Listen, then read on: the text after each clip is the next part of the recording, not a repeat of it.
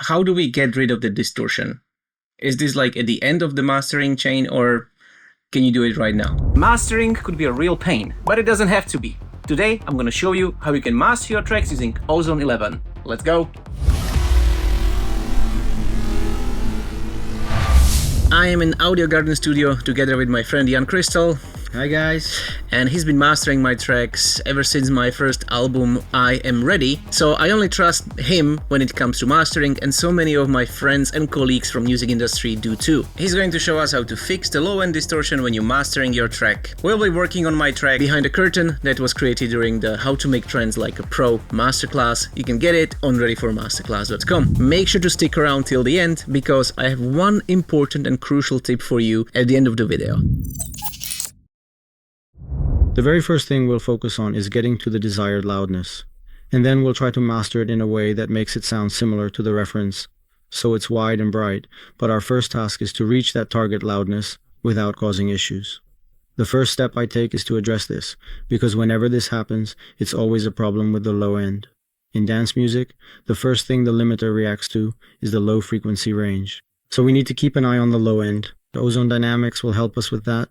Of course, we'll put it at the beginning of the chain, so it's before the limiter, which always has to be last. We need to split it into two bands. Where the crossover point is set will depend on when we solo it and find the exact spot. But what's absolutely crucial for us to be able to judge what the low end is doing is that we need to set the ratio on the upper band to 1:1, so the compressor doesn't engage at all. Because if we turned it on now, by default it's set to 2:1, and we'd already be compressing the upper band as well. So the first step is to set it to 1:1, which means the compressor isn't compressing. Now let's move on to the lower band. And what's absolutely essential when checking the low end is that the compressor in Ozone Dynamics has a great feature. It can respond in several different modes. It can respond to peaks, to the envelope, or to acoustic pressure. For our low end check, it's absolutely crucial that it monitors acoustic pressure. So we'll switch to RMS, leave the default at 100 Hz, and listen to what it does.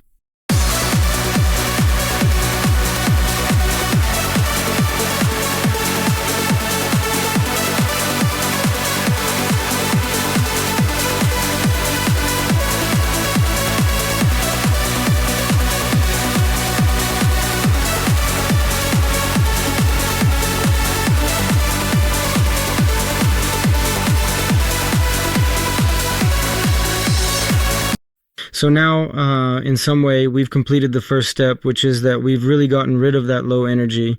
Of course, in some professional settings, you also have some metering where you can see exactly where the wave is in those low frequencies, whether it's going over 0 or something like that. But unfortunately, Ozone doesn't have this feature by default. What plugin would you normally use for that? I usually use the SPL Hawkeye or the TC Electronic Clarity. Alright, and as we can clearly see, we still have a relatively high number, which is quite significant. And now we'll go back to the maximizer, where we can set different algorithms for this limiter. Of course, here I would really recommend using your ears, because each algorithm sounds different, and each one will suit your track a little differently, and will work in its own way. And we found that for our particular track, the ERC for modern setting truly works best, so we will definitely use that. Then there's also the very important option to carefully adjust the character, which precisely determines how much the limiter will react to the incoming input signal. Let's try playing it now and gently pull it down a little bit, since we are aiming for the absolute maximum loudness possible.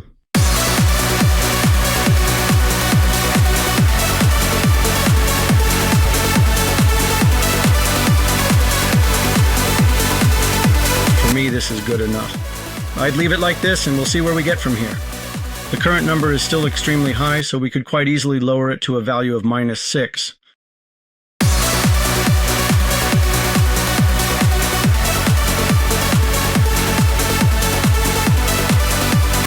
And now we're at about -5, which is actually perfect for a starting point, and basically we don't even have any extreme distortion.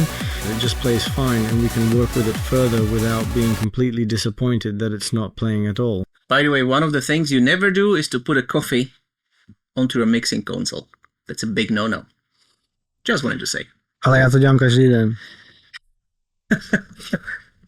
For the purpose of this video, we need coffee, so let's go. To recap, The most important thing is to first make sure the low end is under control, and if it's set up wrong, it will never sound right. And of course, it's also good to set the attack and release. We know that our BPM is 140 decibels. To catch those very initial peaks and everything, it's good to set the attack as low as possible. Not all the way down, but for example to about 2 milliseconds.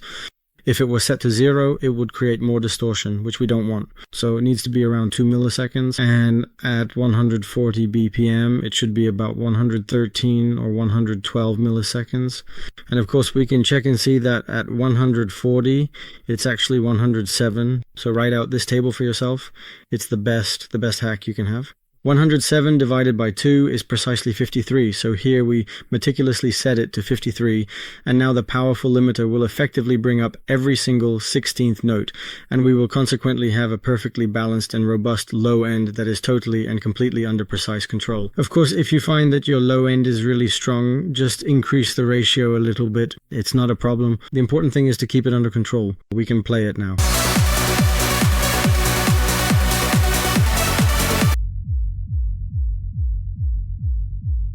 Now we can turn it off so we can listen to what it does.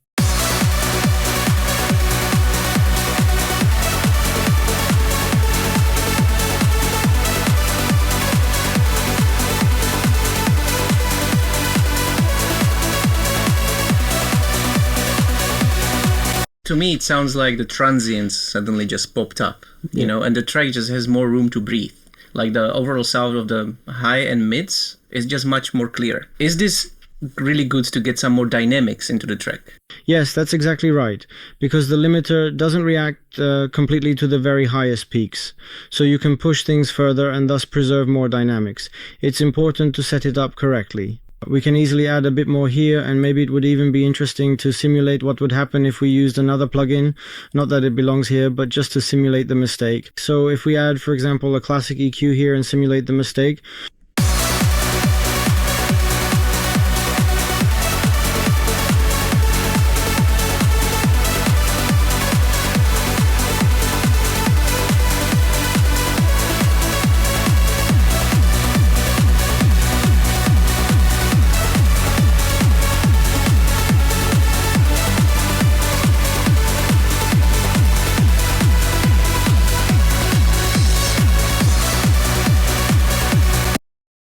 That, my man, that's a pure magic.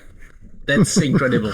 Now, guys, if you want to know more about mastering, go check out our full course on mastering in Ozone 11 that we did together with Jan on readyformasterclass.com. The link is in the description. Now, I would definitely listen to it, right? It's important to keep checking it against a reference track, so let's play our song and then play the reference.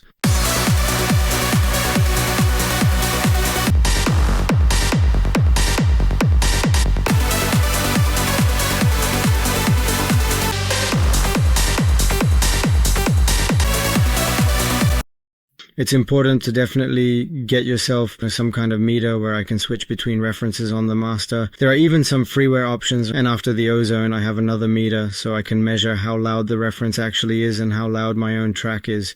In these cases, I use my meter to see where I've gotten to.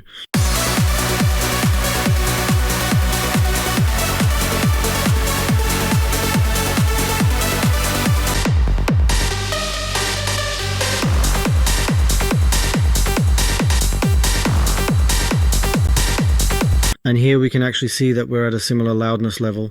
The reference is 5.6 and our track is 5.4. Personally, I make techno and EDM a bit louder, and I let the trance tracks breathe a little more. So I would personally choose to lower the gain a bit more for this track since it's trance. It's mainly important because trance usually has big melodies, and it's crucial to keep some dynamics in there. And with those big layered synthetic melodies, it can totally stop breathing. Whereas in EDM or in techno, there's usually just one melody and a huge kick, and there it behaves a bit differently. So our main goal is to preserve that dynamic range and make sure it doesn't completely fall apart and stays listenable. Of course, we'll get to the part where there are some other tricks to bring that dynamic range back, but for now, in these cases, we'll set it even lower. And now for the tip I mentioned at the start of the video. There's been a long-standing myth that you need to prepare your master so that it plays at -6 decibels below 0, which means the signal goes over 0. That can be true if we're using a sample rate of 24-bit. When the signal goes over 0, what happens is that the signal will so-called clip. So if we're exporting to 24-bit, it's necessary to have a bit of headroom to make sure the signal doesn't go over 0. You can get around this by setting the output format to 32-bit floating point. That way we have floating point, which means that 0 is relative. So if we export to 32-bit floating point, the signal can go over 0 without any real issue. The sampling frequency we choose is basically a bit irrelevant. The standard is to use 44.1 kHz, but of course if it's higher, or if we're working with some analog devices and recording them, then it's good to use 96 and so on. The biggest problem is that people usually think that mastering can somehow save a bad mix, which actually isn't true at all. And a lot of people say, oh, that'll get fixed in mastering and so on, but that's really not how it works at all. The mix is absolutely the be-all and end-all, and if the mix is bad, instead of trying to fix it in mastering, it's better to go back and fix it in the mix. It's great when the mix engineer communicates with the mastering engineer, and they can give each other feedback to achieve the best possible results.